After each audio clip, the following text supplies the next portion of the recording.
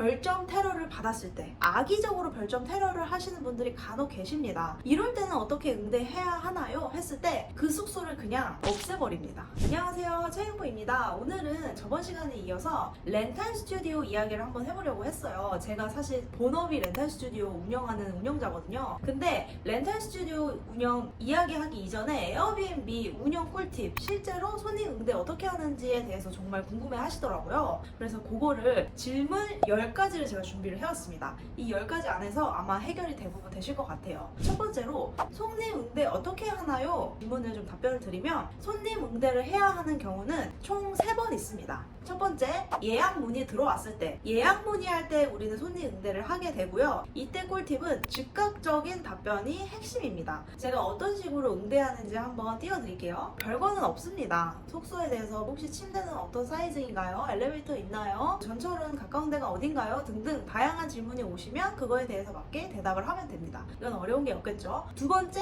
숙소 예약까지 이루어졌을 때 안내해야 하는 안내문이 있습니다. 체크인 전에 이 고객분들은 잘 예약이 되었는지 궁금해 하십니다. 그렇기 때문에 예약 확정이 되었다는 안내 메시지를 보내야 하는데요. 이거는 정답은 아니지만 저는 이렇게 보내고 있습니다. 한번 이 화면을 캡처해 두시고 나중에 숙소를 여실 때 활용해 보시면 좋을 것 같아요. 그래서 우리는 예약을 받고 나서 이런 식으로 한번 확정 안내문을 보냅니다. 그리고 나서 체크인 하는 당일날 집 비밀번호를 알려줘야겠죠. 어떤 식으로 안내문 나갔는지 이것도 한번 보여드릴게요. 이런 식으로 저는 이야기를 했습니다. 그리고 나서 체크아웃 할 때도 안내를 하시는 분들이 종종 계시는데, 저는 따로 안내는 하지 않고 만약에 정시 퇴실이 안 됐을 경우에는 게스트분에게 전화를 해서 퇴실하셔야 한다고 이야기를 드립니다. 총 정리를 해보면, 우리 숙소에 대해서 궁금한 점 문의 들어왔을 때 응대하기 한번, 두 번째는 예약을 확정했을 때 예약이 잘 되었다고 안내드리는 거 한번, 세 번째는 체크인 당일날 비밀번호를 알려주기 위해서 하는 연락 한번, 보너스로 선택사항인 체크아웃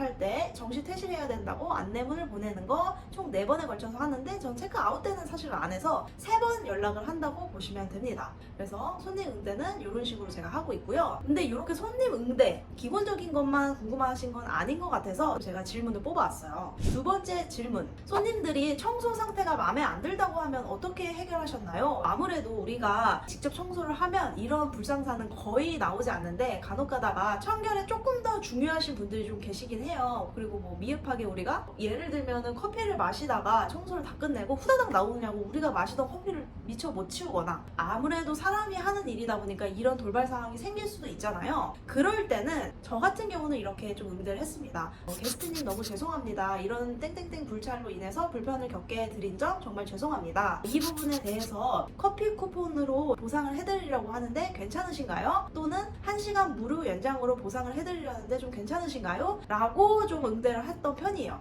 근데 이런 식으로도 안 끝나는 경우가 있긴 해요. 어떤 경우냐면, 침구류가 좀 더럽거나, 아니면 우리가 청소 위임을 했는데 우리가 봐도 너무 청소 상태가 안 좋은 상태거나, 이럴 경우에는 사실은 직접 가서 침구를 교체를 해주던가, 아니면 한번 청소를 다시 해주는 작업을 해주긴 해야 돼요. 그리고 세 번째로는, 혹시 늦게 퇴실해도 되나요? 였습니다. 여러분들 늦게 퇴실해도 될까요? 저는 늦게 퇴실할 수 있는 여유 시간이 한 1시간 정도를 아예 비워놓고 퇴실 시간을 맞췄거든요. 퇴실 시간을 오전 11시로 하고 다음 분은 오후 3시에 입시를 받았어요. 그러니까 이 텀이 있잖아요. 그래서 늦은 퇴실 1시간 원하실 때는 추가 요금을 시간당 10,000원 또는 20,000원을 받고 진행을 했었습니다. 그리고 나서 이제 네 번째, 별점 테러를 받았을 때, 여러분들 별점 테러 받았을 때 이런 경우가 있어요. 만약에 호스트의 불찰로 별점을 테러를 받았다 그러면 달갑게 피드백을 받아야 하는데, 악의적으로 별점 테러를 하시는 분들이 간혹 계십니다. 이럴 때는 어떻게 응대해야 하나요? 했을 때, 만약에 저는 제 불찰이었으면 그냥 숙박비를 환불을 해드렸고요. 만약에 내 불찰이 아니었다,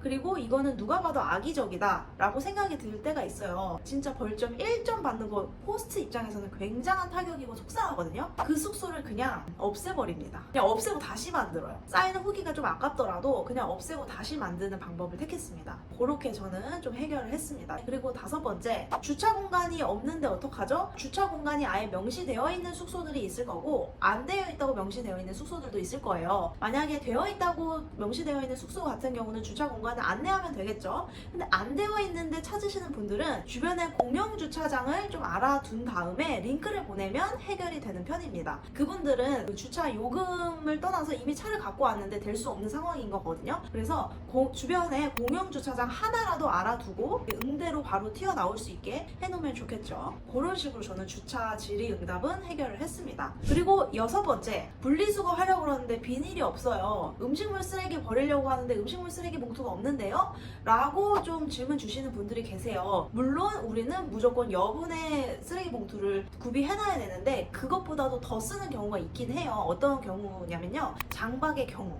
장박의 경우에 수건을 몇 개 제공해야 되고 이런 비품들, 휴지를 몇 개 제공해야 되고 쓰레기 봉투 몇 개 제공해야 되는지 궁금하시잖아요. 수건은 그분들을 위해서 호텔처럼 매번 빨아주지는 않으셔도 됩니다. 저는 그렇게 운영을 했습니다. 장박의 경우 그냥 여유있게 한 6개에서 8개 정도 드리고 알아서 빨고 다시 사용하시게끔 구비를 해놨고요. 쓰레기 봉투 이런 것들도 사실은 처음에 넉넉하게 박 일수에 따라서 넉넉하게 좀 준비를 해드리고 그 외에 좀 더 필요해요 하면은, 만약에 우리 숙소가 집 근처면은 그냥 지나가다가 두고 가면 되는데 좀 어려운 경우에는 아예 택배로 보내드렸어요. 막 장박으로 3달, 4달, 5달씩 있는 분들은 정말 감사하잖아요. 우리가 그 동안 5달 동안 수익은 창출하면서 가서 청소도 안 해도 되고 관리의 요소가 확 줄어드니까 거의 진짜 잠자면서 버는 돈이잖아요. 그럴 때는 한 번씩 들려서 그런 비품들을 채워드리기는 했습니다. 그런 식으로 저는 진행을 했어요. 그래서 장박 분들은 비품을 한 달에 한 번 정도는 채워드리려고 방문을 드렸다라고 보시면 될 것 같아요.